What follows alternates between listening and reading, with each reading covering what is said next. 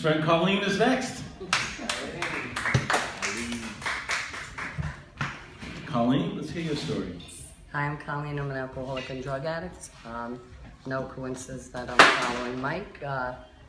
Since I got sober, Mike in the beginning played a big part of me getting into recovery and working the steps. And like he said, my life is beyond my wildest dreams.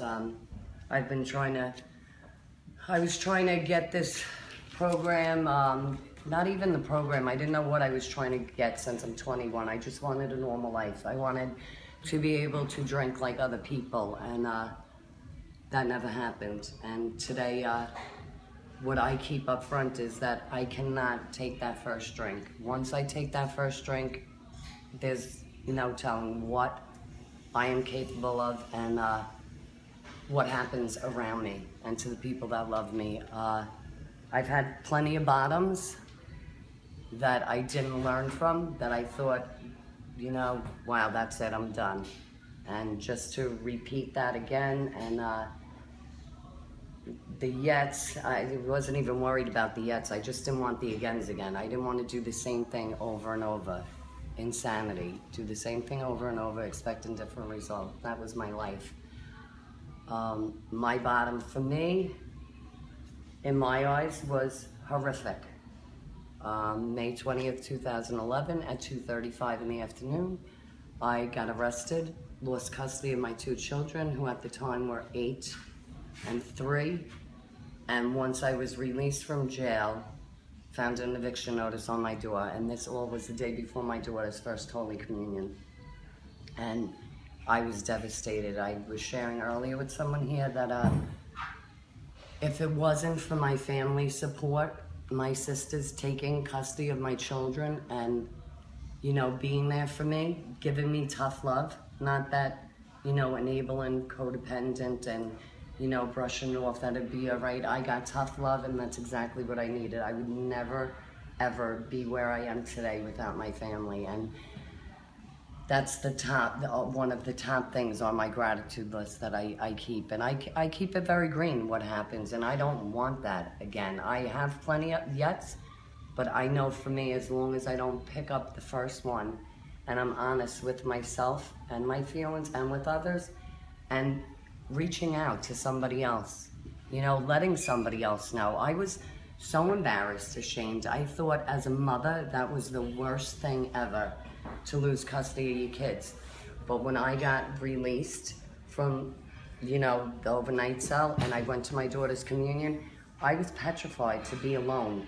That if I drank, because when I drank, I used other substances. It was like peanut butter and jelly, bacon and eggs. I just couldn't drink and leave it alone. I had to have other things.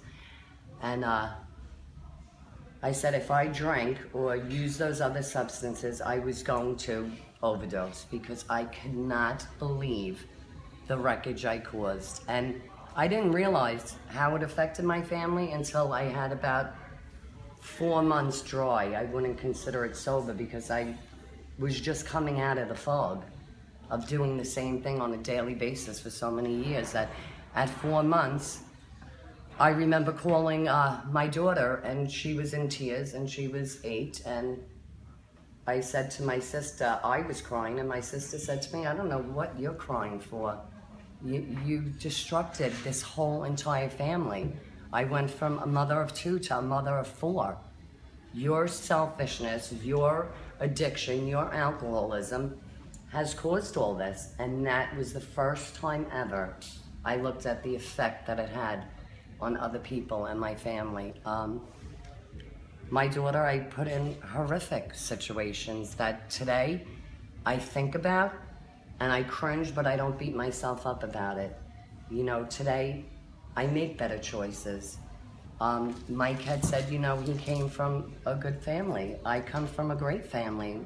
My mom was an RN. My dad was a narcotic detective. I mean, that didn't stop me. I had all the awareness. I had, I didn't have tools, though, on how to live. I didn't know how to live.